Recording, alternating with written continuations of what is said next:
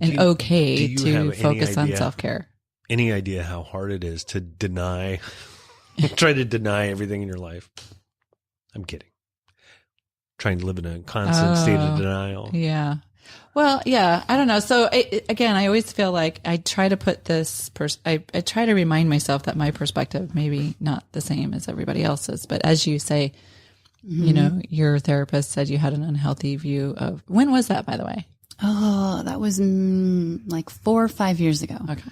So we ended up doing an NLP process. It's called the belief change process, where you pretty much look at that belief from a whole different angle.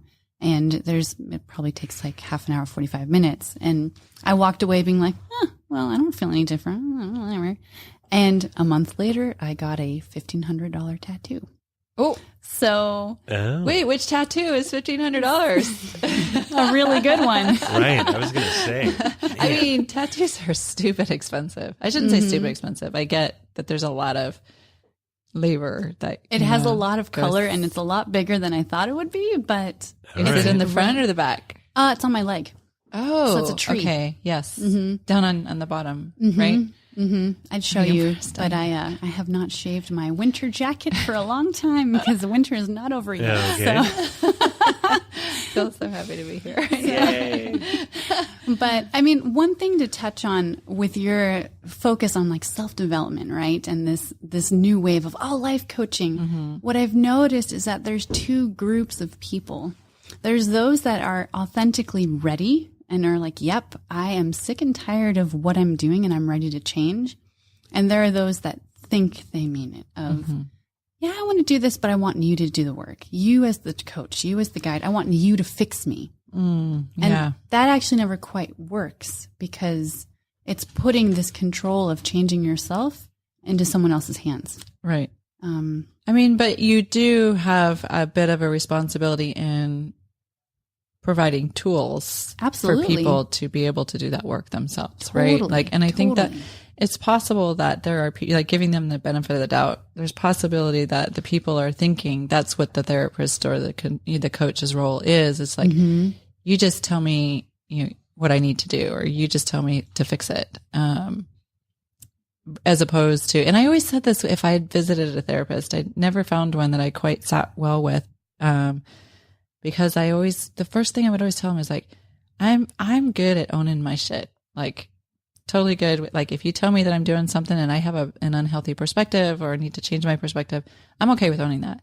But also please give me tools. Like I don't want to be here forever. I want you to give me tools to help so I can solve some of these problems on my own as opposed to, and sometimes it's hard to get somebody to do that for you. I mean, you really have to search, like, right? People in general have to search for the right fit. Totally.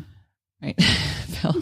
No. I feel like we're boring, no, Phil. no, seriously. I'm totally geeking out on all Phil, let's put you on the spot now. But as far as the tools part, because I mean, a lot of times people get into therapy, and I've been through some therapy, also some couples therapy, and they tend to listen and kind of help coax things out, but not really kind of leave you open to not knowing what to deal with what you just. Well, that's the thing. You kind of open everything up, and then you have to walk out of the room. Right. Like, everything's unearthed. Like, what do I do with it all to deal now? With it. Right. No, so I understand the tools part completely. Yeah. And I think that's the big difference between therapy and coaching is that therapy does open it up, kind of delves into the past or wherever you are right now and leaves it open. And then bails on it. Like a gaping wound.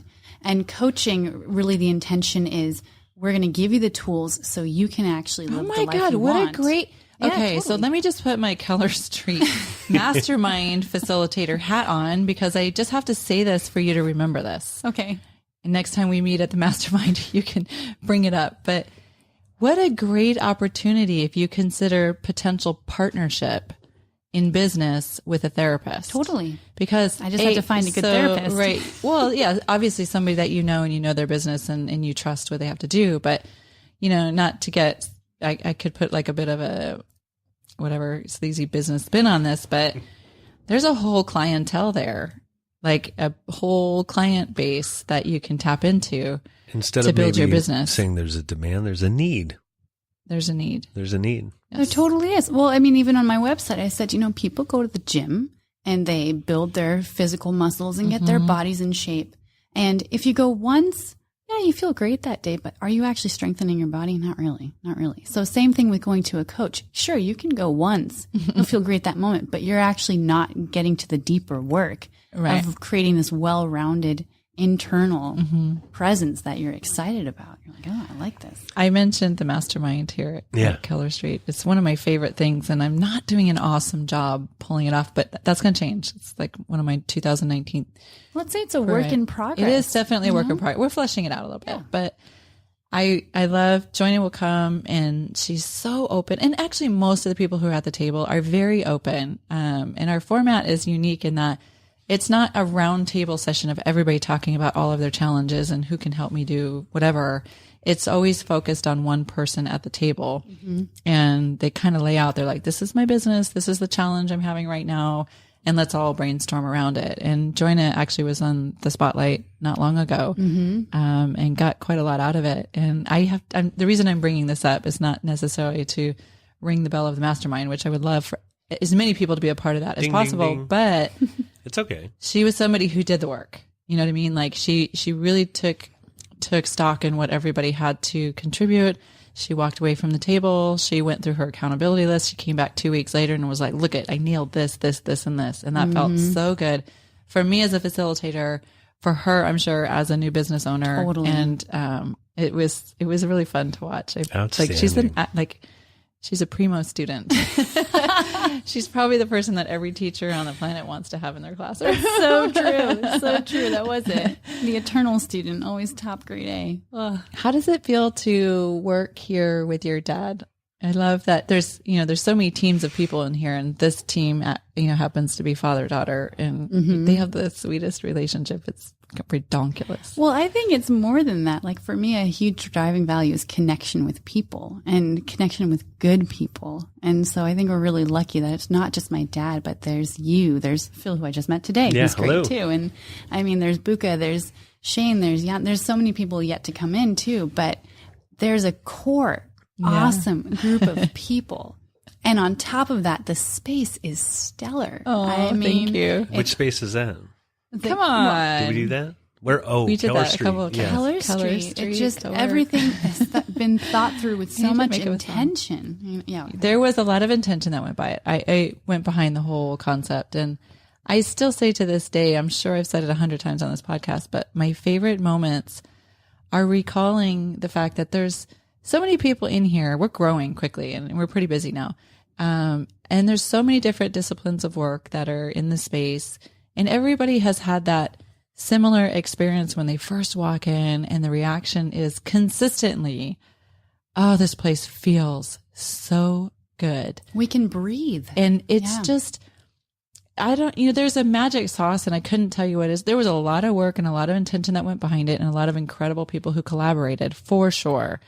But there was also a little bit of magic that the universe threw in there, and we got lucky on it in the sense that, like, we hit all the marks, including that one that you can't control, which is basically this kind of energetic, universal stamp of approval. Totally. And everybody from contractors to podcast producers to I'm looking out the window right now. There's a political PR agent out there. There's some IT tech guys out there. There's designers.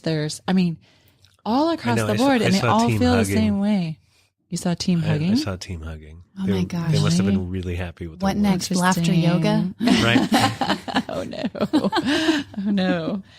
So, this is But with that though, Danielle, I mean, sure, there's like that magic sauce, but I have to say you are the channel for it. I mean, without you, it wouldn't happen. Oh, yeah, I think she kind of creates the magnetism that totally draws it in. I'm a little bit nutty. I think it's. If you can let that in, you do draw it in. You do. I do. I'm a connector, so I connect people to people, but I also like to connect with people, and so I'm pretty good about finding like where's that mutual point that we can connect on. But also, I think people just like to laugh, and I walk around here acting like a total doofball sometimes, and it just kind of breaks things up, like.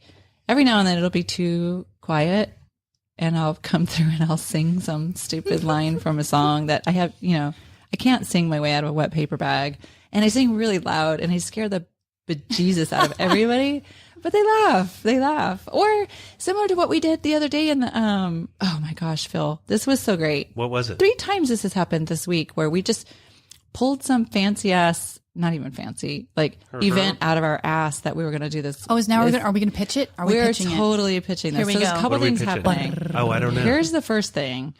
We're making some changes in the studio area, right? Right. Improvements. I like to call them improvements, but I feel it's almost hard to say improvement. That's all the secrets you haven't been telling me. Everything's so great here, but we do have some needs and desires of community members. So we're upgrading the studio to make some semi-private office dedicated spaces. In any case, it's the studio that has the big photo cove, right? The green screen area. Right. So next week, that's getting torn down. And so what we decided, like a spur of the moment, right? We're like, let's do movie night Friday. So that's tonight. What movie is it, by the way? We're going to project on that big screen Office Space, which is the perfect movie for this place to actually view. I hope everybody walks away going, oh, thank God we work at Keller Street. Right. It's the anti, totally. But yeah, so we're doing that. And that was just because of a conversation that we were having in the kitchen. And then Joyna was in there talking to somebody. And because I'm, I like to interrupt everybody's conversation with useless information. That day, people had been going over to the market because the Girl Scout cookie sellers were over there. So there's all these cookies on the counter. And I'm, smart ass me, I'm like, oh, I can make Thin Mints that taste just as good as the Girl Scout ones. So Joyna and I start bouncing ideas off each other. 5 minutes later, we have a date on the calendar. I challenged her. Is this a real thing? It is a real thing. And I said, she Danielle, challenged me. I challenge you to the Great Keller Street Bake Off. And now it's a thing. It's on the calendar. Like, Bake Off. Hey, Come on. Seriously? February 28th, 3 p.m. We're having a bake off here at Keller Street. So there's 5 people who are baking some sort of chocolate item. 5 bakers. 5 bakers. 5 bakers. And then whoever else is in the space that day gets to be a taster. 4 bakers or 5? 5 bakers. 5 bakers. I said 5, right? But only one winner. Only one winner. 5 so go in, 1 come out. 5 people. We're still looking for 1 person to bake, by the way. Oh. We haven't actually nailed down that 5th person. It's my anniversary, by the way. Ooh, well, bring your wife here to taste chocolate. Shout out to my wife. And then the rest of the people can taste. But in order to taste, you have to throw $5 in a pot. Nice. And then the winner takes all that money. Runs with the money. So and that was here's just the other like, thing too. Everybody that's a taster, they get to put their name in a hat. And whoever gets chosen gets to choose the next challenge. Ooh. Yeah. So maybe next time it's going to be a cook-off, not a bake-off. Oh, man. But here's the thing. So basically, she challenged me on the Girl Scout cookie thing. I basically said, you're going down. You're not going to win. Totally said that. Good luck, but it's I over. wasn't going to throw you under the bus there, but by that the way, is just totally what she said. You think she's sweet. You realize how bold of a claim that is, right? You can, it's so bold. You can exceed I can do it. I totally can do it. I will next week with her dad. I'm bringing him in. Okay. I will. I'm not joking. They're so good. But having said that, I feel like now I need to up my game for this cook-off or this bake-off. And I don't think I can bring Girl Scout cookies to the table. It's got to be bigger than that. Good luck. So I have a recipe that I've actually never made. Oh, my gosh. Oh. But I've heard so many good things about it. So I'm going to, for the next 2 weeks, I'm going to just be practicing it. Okay. And I'm going to nail it. But presentation is part of the thing, right? It is. And so I didn't think the Girl Scout cookies were going to. What is the judging criteria? Has it gotten that far? Or? Well, it's the taste obviously. Presentation of it. Does it look edible? Does it look delicious?